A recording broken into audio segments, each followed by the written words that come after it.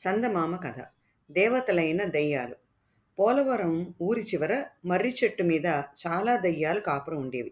ఒక రోజున ఓ కొత్త దెయ్యం ఆ చెట్టు దగ్గరికి వచ్చింది. ఇప్పటికే ఈ చెట్టు ఇరుకైపోయింది. నువ్వు పోయి మరేదైనా చెట్టు చూసుకో అంటూ మర్రి చెట్టు మీద పెద్ద దెయ్యం కొత్త దెయ్యాన్ని అదిలించింది. ఎక్కడికి పోయేది? దగ్గరలో ఎక్కడా మరో మర్రి చెట్టు కనపడటం లేదు అంటూ కొత్త దెయ్యం దీనంగా మొహం పెట్టింది.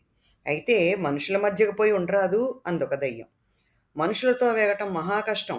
ఇంట్లో దయ్యం ఉందని అనుమానం వచ్చిందంటే మంత్రగాళ్ళని పిలుస్తారు. వాళ్ళు పెట్టే బాధలు భరించలేక నేనిలా పారిపోయొచ్చాను. మర్రి చెట్టు గాలి తప్ప మరేదీ పడదు నాకు అంది కొత్త దెయ్యం. చెట్టు మీద దెయ్యాల్లో కాస్త ఉపకార బుద్ధి గల దెయ్యం ఒకటుంది. అది కొత్త దెయ్యం మీద జాలిపడి, సరేలే పోనీ కొన్నాళ్ల పాటు నువ్వు ఈ చెట్టు మీదే ఉండు, నేను పోయి మనుషుల మధ్య ఉండొస్తాను అంటూ గాలిలోకి ఎగిరి ఊరు చివర ఓ ఇంట్లో ప్రవేశించింది.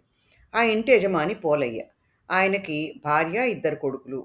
కొడుకులిద్దరికీ పెళ్ళిళ్ళయ్యి కోడళ్ళు కాపరానికి వచ్చారు. పెద్ద కొడుక్కు 3 ఏళ్ల బాబు కూడా ఉన్నాడు. దెయ్యానికి ఆ ఇంట్లో ఏమీ శ్రమ అనిపించలేదు. తానెవరికీ కనిపించదు కనుక ఎక్కడ కావాలంటే అక్కడ తిరగచ్చు. మర్రి చెట్టు కంటే ఆ ఇల్లే దానికెంతో సదుపాయంగా ఉంది. ఆ ఇంట్లో వాళ్ళు సరదాగా కబుర్లు చెప్పుకుంటుంటే దెయ్యం తాను విని ఆనందించేది. పోలయ్య మనవడి ముద్దు చేష్టలు దానికి వినోదం కలిగించేవి. ఇక ఆ ఇల్లు వదలరాదనుకుంది దెయ్యం. ఇలా ఒక నెల రోజులు దెయ్యానికి హాయిగా జరిగిపోయింది. ఒక రోజున ఇంట్లోని ముగ్గురు ఆడవాళ్ళు కబుర్లలో చిన్న కోడలు అత్తగారిని మెచ్చుకుంటూ, మన పొరుగింటావిడ కోడల్ని దయ్యంలా వేధిస్తుంది. మా అదృష్టం కొద్దీ మీరు మాకు అత్తయ్యగా దొరికారు అంది. ఆ పొరుగింటావిడ్ని దయ్యంతో పోలుస్తావెందుకే? దయ్యాలు ఆవిడ కంటే చాలా మెరుగు అంది పెద్ద కోడలు. అందుకు అత్తగారు నవ్వుతూ, దయ్యాలు మెరుగంటున్నావు? నీకు వాటి గురించి బాగా తెలుసేమిటి అంది. ఆ తెలుసు కాబట్టే చెప్పాను. మనం దయ్యాల్ని మెచ్చుకుంటే అవి పనులు చేసి పెట్టే అవకాశం ఉంది. పొరుగుంటావిడ ఎంత పని చేసినా కోడల్ని సాధిస్తూనే ఉంటుంది అంది పెద్ద కోడలు. మరి నువ్వు దయ్యాన్ని మెచ్చుకున్నావు కదా! ఈరోజు నీ వంతు 2 గుండిగల నీళ్లు అదే తోడుతుందంటావా అంది చిన్న కోడలు. ఏమో, ఎవరు చెప్పగలరు? మనం నిద్రపోయి లేచేసరికి అలా జరిగినా జరగవచ్చు అంది పెద్ద కోడలు. ఆ తర్వాత అందరూ నిద్రపోయారు. ఈ సంభాషణ విన్న దయ్యానికి తన్ను మెచ్చుకున్న పెద్ద కోడలంటే అభిమానం ఏర్పడ్డది. ఆమెకి దయ్యాల మీద గల సానుభూతిని నిజం చేయాలనుకుని మర్నాడు పెద్ద కోడలు నిద్ర లేచేసరికి 2 గుండిగల్ని నీళ్లతో నింపింది.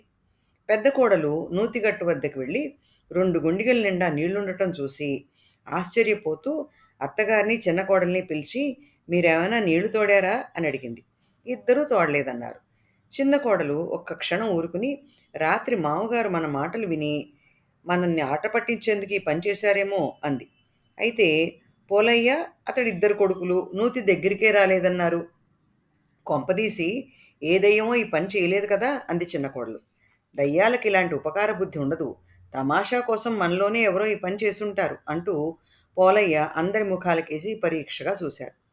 పోలయ్య పెద్ద కొడుకు మాత్రం తాపీగా, ఇది నిజంగా ఉపకార బుద్ధిగల దయ్యం పని అయితే ఇంత చిన్న సహాయంతో ఎందుకు ఊరుకోవాలి? మన ఇంటి కప్పు నేసి పెట్టకూడదు. పెంకు తిరగేసి 4 ఏళ్లయింది. ఇంట్లో అక్కడక్కడ వాన కురుస్తుంది కూడా అన్నాడు. తన సేవకి గుర్తింపు లభించలేదని దయ్యానికి చాలా బాధ కలిగింది.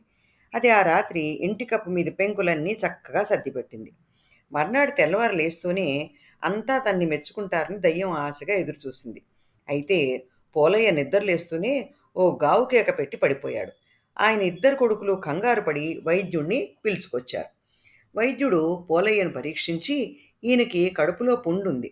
శస్త్రచికిత్స చేయాలి. కొంచెం బాధగా ఉంటుంది. అది అంతగా తెలియకుండా మత్తుమందిస్తాను అన్నాడు. తర్వాత శస్త్రచికిత్స చేసి మత్తుమందిచ్చి వెళ్ళిపోయాడు. దయ్యం ఇదంతా చాలా ఆశ్చర్యపోతూ చూసింది. పోలయ్య త్వరగా కోలుకుంటే తప్ప ఇంట్లో వాళ్ళకి తన మంచితనం గురించి తెలియదని నిరుత్సాహపడ్డది. 4 రోజులు గడిచినాయి. బాధ అనిపించినప్పుడల్లా పోలయ్య మత్తుమందేసుకుని నిద్రపోయేవాడు. ఈ గొడవలో ఇంట్లో వాళ్ళెవరూ కప్పు మీద పెంకు గమనించనీలేదు. ఒక్క రోజున పెద్ద వాన ప్రారంభమైంది.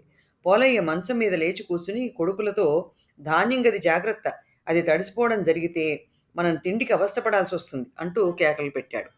అందరూ ఇంట్లో తలా ఓ చోటుకి వెళ్ళి చూశారు. పూర్వంలాగా ఎక్కడా కప్పులో నుంచి వాన చినుకులు పట్టం లేదు. వాళ్ళు ఆశ్చర్యపోయి ఈ సంగతి పోలయ్యకి చెప్పారు. అప్పుడు అందరికీ పోలయ్య పెద్ద కొడుకు దయ్యాన్ని గురించన్న మాటలు గుర్తొచ్చాయి. వాన తగ్గిన తర్వాత వెళ్ళి చూస్తే ఇంటి మీద పెంకు చక్కగా పేర్చుంది. కోడళ్ళిద్దరూ హడిలిపోయారు. ఈ ఇంట్లో నిజంగానే దయ్యం చేరింది అంటూ అత్త గోల పెట్టింది. మంత్రాల మరడి అని పిలుచుకొస్తాను అంటూ పెద్ద కొడుకు ఊళ్ళోకి వెళ్ళాడు. తను ఇంటి వాళ్ళందరికీ ఉపకారం చేస్తే వాళ్ళంతగా ఎందుకు భయపడిపోతున్నారో అర్థం కాక దయ్యం మళ్ళీ మర్రి చెట్టు దగ్గరికి వెళ్ళింది. ఇక్కడ ఖాళీ లేదని చెప్పానా అంటూ ఓ దయ్యం పెద్దగా విసుక్కుంది. ఇంటి దయ్యం ఆ దయ్యాన్ని గుర్తుపట్టి, నువ్వే కదా లోగడ మంత్రగాళ్ళకి భయపడి ఇక్కడికి పారిపోయి వచ్చింది, ఇంతకు వాళ్ళు ఏం చేస్తారు అని అడిగింది. వాళ్ళు మంత్రాలు చదివితే మనకు ఒళ్ళంతా మంటలు పుడతాయి, ఆ బాధ భరించలేక పారిపోతాం అంది దయ్యం. ఓస్ ఇంతేనా అనుకుంటూ పోలయ్య ఇంటి దయ్యం తిరిగొచ్చి వైద్యుడు పోలయ్యకిచ్చిన మత్తుమందు కొంచెం మింగి ఓ మూలగా నిద్రలో జోగుతూ కూర్చుంది. తర్వాత మంత్రాల మరడయ్య వచ్చి కాసేపు హడావిడి చేసి ఏవేవో మంత్రాలు చదివాడు. ఎన్ని మంత్రాలు చదివినా వాడికి దయ్యం జాడ తెలియలేదు. నేను గొప్ప పిడుగుల్లాంటి మంత్రాలు చదివాను, వాటి ధాటికి ఎంత లేసి దయ్యమైనా నిలవలేదు అని చెప్పి మరడయ్య తన బహుమతి తీసుకుని వెళ్ళిపోయాడు. దయ్యం నిజంగా ఇల్లొదిలిపోయిందంటావా అని చిన్న కోడలు పెద్ద కోడలిని అడిగింది. వెళ్ళకపోయిన పక్షంలో అది ఈ రాత్రి ఈ గదిలోని ధాన్యాన్నంతా బియ్యం కింద దంచి తీరుతుంది కదా అంది పెద్ద కోడలు. ఆ సరికి దయ్యానికి మత్తు వదిలి ఆ మాటలు విని అది రాత్రికి రాత్రే గదిలోని ధాన్యాన్ని దంచి బియ్యం చేసింది. మర్నాడు ధాన్యం గదిలోని బియ్యం చూసి ఇంటిల్లిపాది హడిలిపోయారు. కొంతసేపటికి పెద్ద కోడలు తేరుకుని, ఇన్ని మంచి పనులు చేస్తుంది దయ్యమై ఉండదు, దయ్యమైతే మరిడయ్య మంత్రాలకి పారిపోయి ఉండేది. ఈ ఇంటిని ఏదో దేవత కాపాడుతోంది, ఆ దేవత మనకెన్నడూ అపకారం చేయదు అంది. ఆ మాటలతో అందరికీ ఎక్కడలేని ధైర్యం వచ్చింది. పోలయ్య ఇంటి దయ్యం ఉత్సాహంగా మర్రి చెట్టు దగ్గరికి వెళ్ళింది. మంత్రాల మరడియ తరిమేశాడా అందొక దయ్యం. అదేమి లేదు, మీ అందరికీ హాయిగా ఇళ్లల్లో ఉండే ఉపాయం చెబుదామని వచ్చాను అంటూ పోలయ్య ఇంటి దయ్యం మత్తుమందు గురించి వాటికి చెప్పింది. భలే మంచి ఉపాయం, ఇక ముందు మనం ఈ చెట్లను పట్టుకు వేళ్లాడని అవసరం లేదు అంటూ కొన్ని దయ్యాలు కేకలేశాయి. పోలయ్య ఇంటి దయ్యం వాటిని ఊరుకోమని, ఇంతకాలంగా మనం చెడ్డవాళ్ళమని నేను అనుకునేదాన్ని, మనం దయ్యాలమైనా మంచి పనులు చేస్తే మన్ని మనుషులు దేవతలంటారు అంది పోలయ్య ఇంటి దయ్యం. మనుషులతో పాటు హాయిగా బతకాలనుకుంటే మనం మంచి పనులు చేస్తూ దేవతలు అనిపించుకోవాలి అంది.